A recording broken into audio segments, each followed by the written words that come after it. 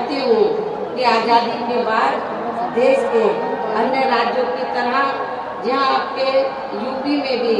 काफी वर्षों तक ज्यादातर कांग्रेस पार्टी ही सत्ता में आसीन रही है, यही स्थिति केंद्र में भी थी। लेकिन कांग्रेस पार्टी की जातिवादी व पूंजीवादी सोच होने के कारण उस समय कांग्रेस पार्टी की रही सरकार में सभी जाति व धर्मों में से जो लोग अपने खुद के इस प्रदेश में रोटी रोजी नहीं मिलने के कारण उसकी तलाश में या मजबूरी में यहाँ से बड़ी संख्या में अपनी रोटी रोजी के लिए पलायन करके दूसरे राज्यों में चले गए थे। तो उनमें से इस बार अधिकांश लोग कोरोना काल में वहाँ से पलायन करके फिर से अपने खुद के प्रदेश यूपी में वापस आ गए थे और लगभग यही स्थिति कुछ और राज्यों में भी हमें देखने के लिए मिली है। किंतु इनके लिए यूपी में भी आकर अति दुख की बात ये रही कि यूपी की वर्तमान भाजपा सरकार ने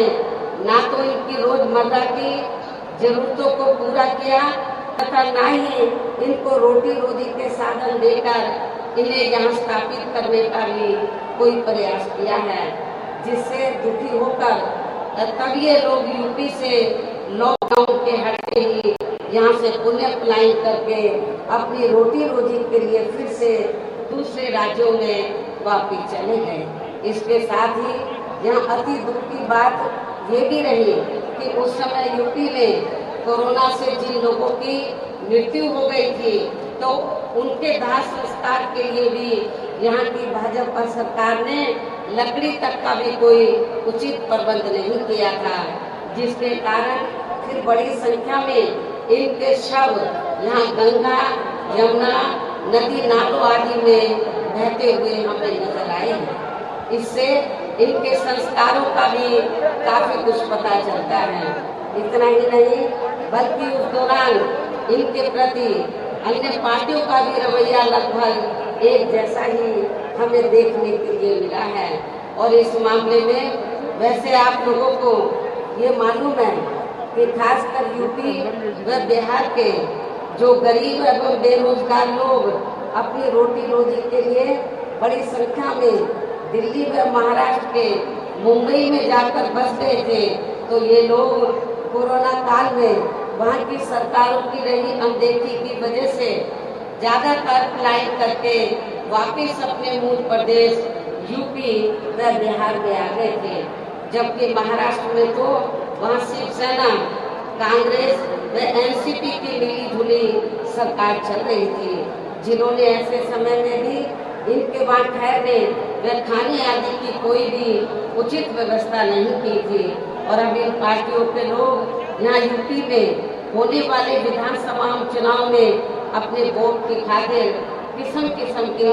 लंबी चौड़ी बातें कर रहे हैं। इसके साथ साथ उस समय ओबीसी की पार्टी ने भी यहाँ यूपी में आकर ऐसे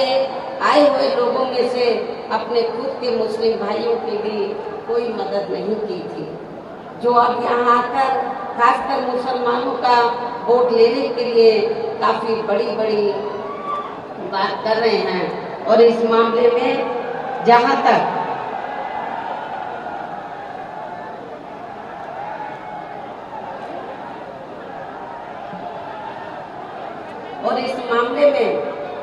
जहां तक दिल्ली से यूपी के लोगों का जबरदस्त पलायन करने का सवाल है, जहां पर श्री केजरीवाल के नेतृत्व में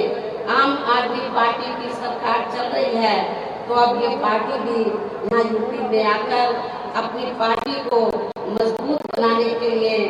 काफी लंबी चौड़ी बातें कर रही है। जबकि आम आदमी पार्टी की सरकार ने भी यूपी से अपनी रोटी रोजी के लिए दिल्ली में जाकर यह है कि अब यही आम आदमी पार्टी यहाँ यूपी में होने वाले विधानसभा चुनाव में अपनी पार्टी के लिए यहाँ के लोगों से उनका सहयोग व समर्थन आदि मांग रही है, जिसका यूपी के लोगों को अब इसी चुनाव में इनको यहाँ सबक सिखाना बहुत जरूरी है। इतना ही नहीं बल्कि अब ये आम आदमी पार्टी यहाँ यूपी में आकर दिल्ली की तरह खासकर बिजली, पानी व स्वास्थ्य आदि को लेकर जो किस्म किस्म की रियायतें देने की बात कर रही है, तो उनमें बिल्कुल भी सच्चाई नहीं है, क्योंकि वहाँ पर ऐसे कुछ भी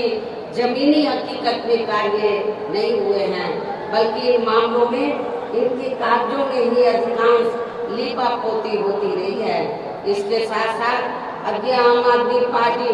ये भी कह रही है कि दिल्ली की तरह ही यहाँ यूपी के लोगों को भी रोजगार दिए जाएंगे। साथ ही रोजगार नहीं दिए जाने पर उन्हें बेरोजगारी भत्ता भी दिया जाएगा, जिसमें भी रत्ती भर कोई सच्चाई नहीं है। ये बात बिल्कुल झूठ व हवाई है, क्योंकि यदि आम आदमी पार्टी ने दिल्ली में यहाँ बेरोजगार लोगों को रोजगार या बेरोजगारी भत्ता आदि दिया होता, तो फिर दिल्ली में जाकर बसे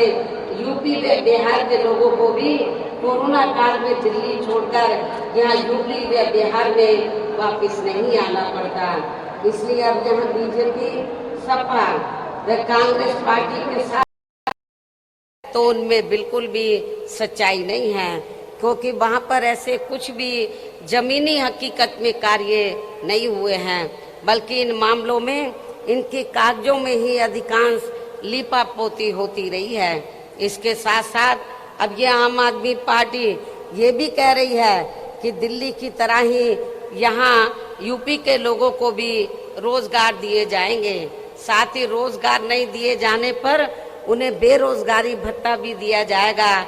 जिसमें भी रत्ती भर कोई सच्चाई नहीं है। ये बात बिल्कुल झूठ व हवाई है,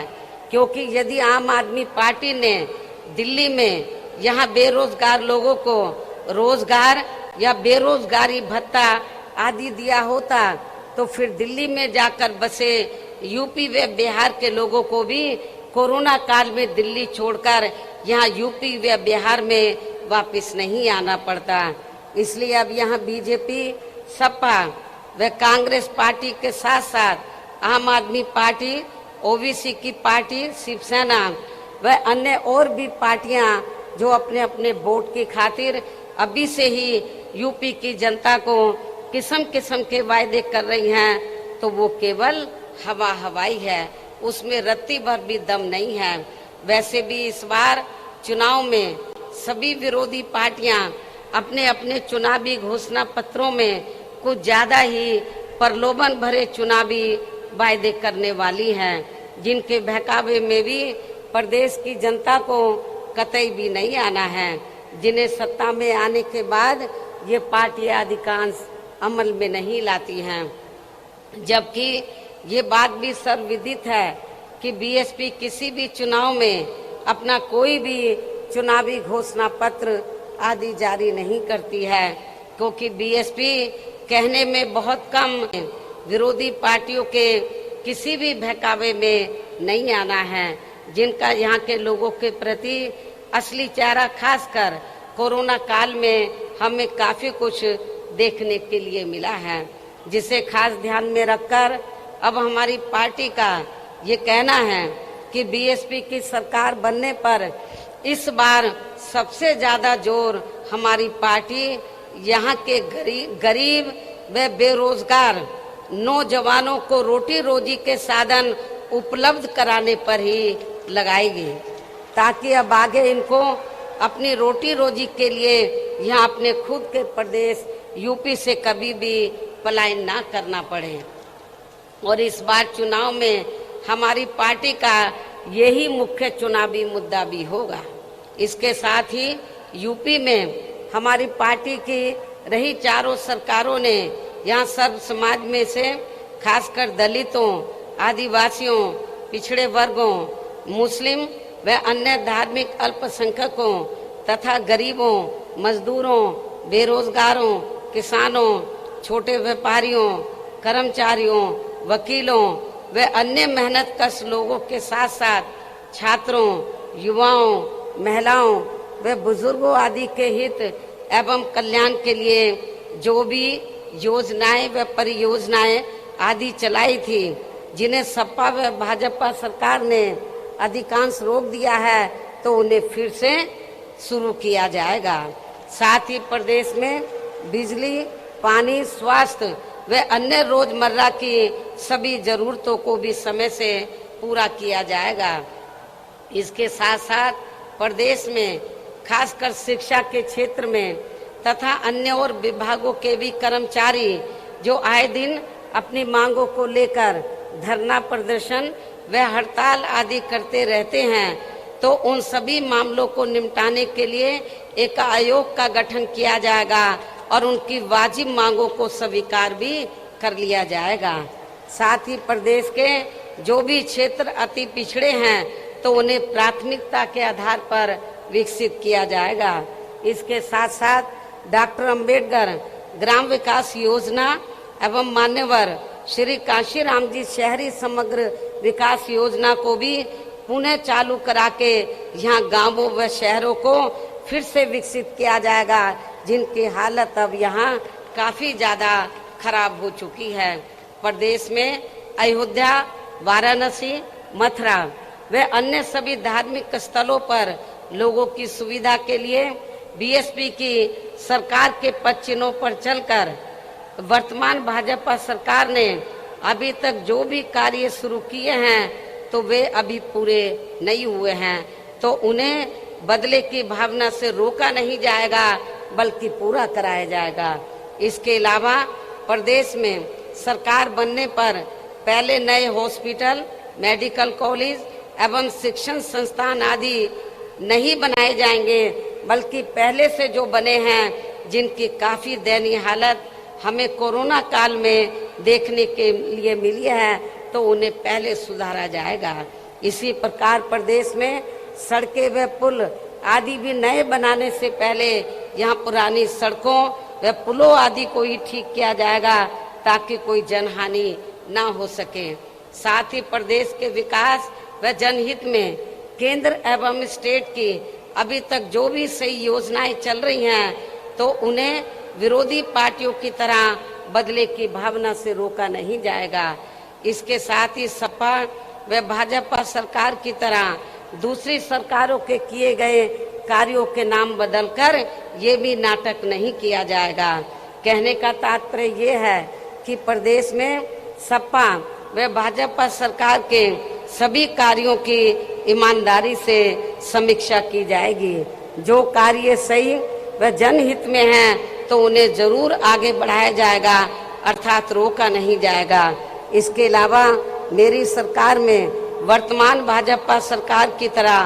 कानून व्यवस्था का सुधार केवल कागजों व मीडिया आदि में नहीं, बल्कि जमीन पर ही लोगों को हकीकत में होता हुआ नजर आएगा। खासकर सपा सरकार में जो गुंडे, बदमाश व माफिया आदि खुलेआम जनता का शोषण व उत्पीड़न आदि करते हैं, तो वे मेरी सरकार में आपको जेल के बाहर नहीं, बल्कि जेल की सलाखों के अंदर ही नजर आएंगे, जहां उनकी असली जगह होनी चाहिए। इस प्रकार से प्रदेश में सर्वजन हिताय व सर्वजन सुखाय के लिए यहाँ हर स्तर पर प्रदेश की पूरी तस्वीर बदल दी जाएगी। इतना ही नहीं, बल्कि आज मैंने प्रदेश व आम जनहित में जो कुछ भी कहा है, और इससे पहले पिछले महीने दिनांक 7 सितंबर को प्रबुद्ध वर्ग के हुए समापन कार्यक्रम के दौरान भी जो कुछ भी कहा है, तो ये सभी कार्य यहाँ बीएसपी की सरकार बनने पर बिना पक्षपात एवं भेदभाव आदि के ही समय से पूरे किए जाएंगे। और इस मामले में विशेषकर किसानों, गरीब व कमजोर एवं असहाय लोगों की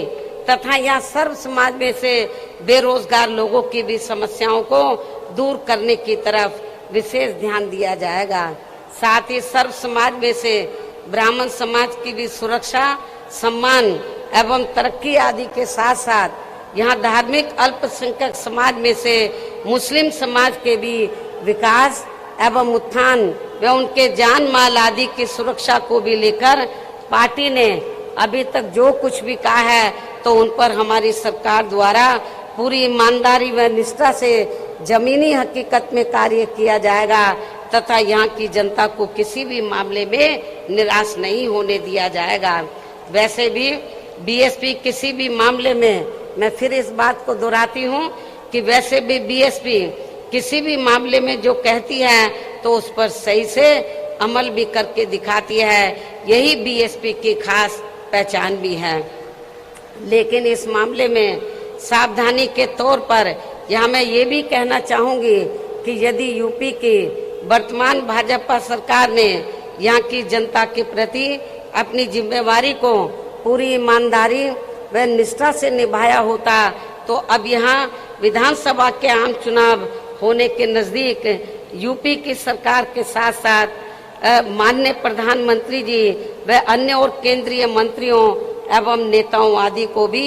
यूपी की जनता को लुभाने के लिए अब यहाँ थोक के भाव में ताबड़तोड़ शिलान्यास, घोषणाएं व कच्चे कार्यों का भी उद्घाटन आदि नहीं करना पड़ता।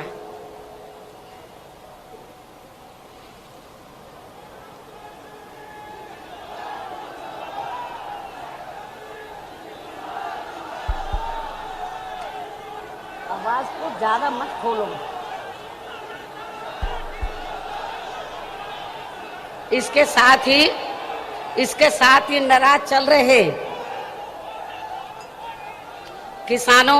किसानों को वे अपनी उपेक्षा को लेकर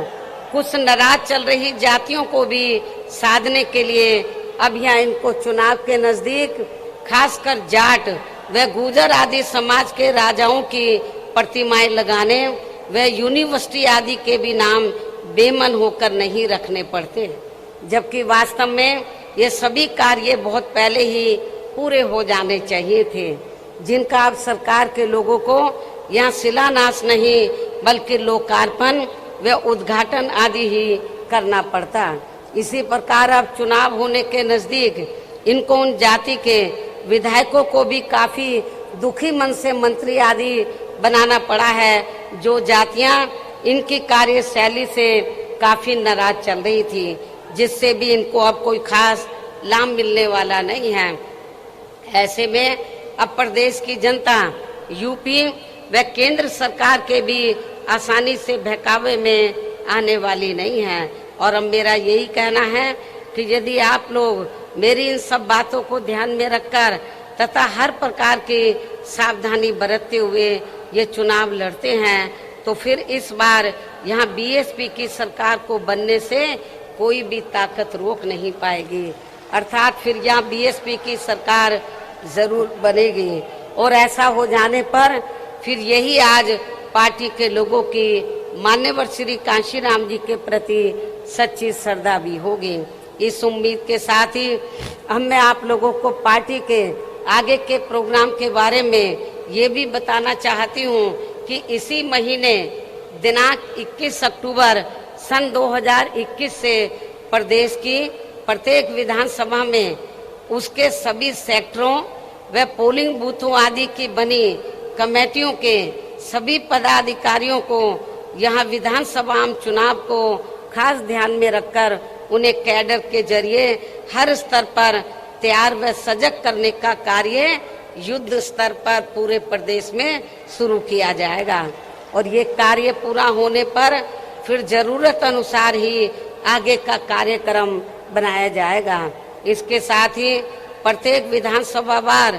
कैडर का ये कार्य पार्टी के केवल पूरे मंडल को देख रहे मुख्य सेक्टर प्रभारियों व पार्टी के स्टेट एवं केंद्रीय वरिष्ठ पदाधिकारियों द्वारा ही लिया जाएगा। इतना ही नहीं बल्कि आपकी मदद के लिए पिछले महीने 7 सितंबर को व आज 9 अक्टूबर को भी मैंने खासकर यहाँ यूपी में होने वाले विधानसभा चुनाव को ध्यान में रखकर जो भी जरूरी बातें आप लोगों के सामने रखी हैं तो उन्हें बुकलेट के जरिए भी हर विधानसभा में वहाँ के लोगों तक जरूर पहुँचाया जाएगा। और इस मामले में मैं ये भी कहना चाहूँगी, यदि मुझे ये लगा कि आप लोग मेरे आज दिए गए इस आदेश व निर्देश का सही से पालन नहीं कर पा रहे हैं तो फिर मैं जरूरत महसूस होने पर पार्टी हित में प्रदेश की किसी भी विधानसभा में जाकर खुद उसका निरीक्षण भी कर सकती हूँ। इसलिए आपको ये कार्य पूरी ईमानदारी से ही करना है ताकि मुझे आपका इम्तिहान ना लेना पड़े। इसके साथ साथ यहाँ मैं ये भी कहना चाहती हूँ कि इसी पैटर्न पर चलकर उत्तराखंड व पंजाब स्टेट में भी पार्टी के लोग ये कार्य 21 अक्टूबर से ही शुरू करेंगे। इस प्रकार से आप लोग अपनी पूरी तैयारी के साथ इन तीनों राज्यों में यहाँ की सरकारों को सत्ता से जरूर बाहर करेंगे। अर्थात आप लोग उत्तर प्रदेश में व इससे लगे उत्तराखंड प्रदेश में भी अपनी पार्टी की सर्वजन हिताय व सर्वजन सुखाय की सरकार जरूर बनाएंगे। साथ ही पंजाब स्टेट में भी बीएसपी व अकाली दल गठबंधन की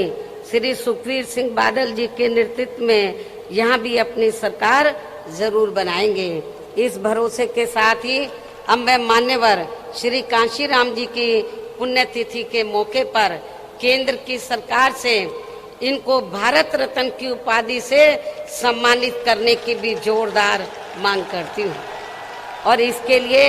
इनसे ये विशेष आग्रह भी करती हूँ। हालांकि इस मामले में हमें ये मालूम है कि केंद्र में कोई भी जातिवादी सरकार जल्दी से हमारे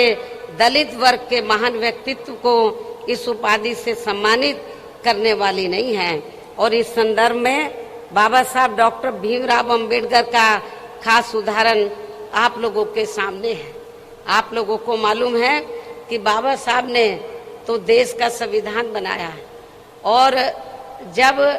केंद्र में अंग्रेजों के जाने के बाद कांग्रेस सत्ता में आई, राज्यों में भी रही,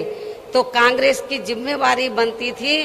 कि बाबा साहब को भारत रत्न की उपाधि से सम्मानित करना चाहिए था। लेकिन कांग्रेस की केंद्र की सरकार ने बाबा साहब को भारत रत्न की उपाधि से सम्मानित नहीं किया और नतीजा क्या हुआ, हमारे लोग इसके लिए काफी संघर्ष करते रहे लेकिन सफलता नहीं मिली क्योंकि कांग्रेस पार्टी नहीं चाहती थी कि दलितों को और खासकर बाबा साहब को ये सम्मान मिले। उसके बाद जब बीएसपी बनी और 1989 में जब केंद्र में जनता दल की सरकार बनी श्री बीपी सिंह के नेतृत्व में और कांग्रेस सत्ता से बाहर हुई और मिली जुली सरकार बनी तो श्री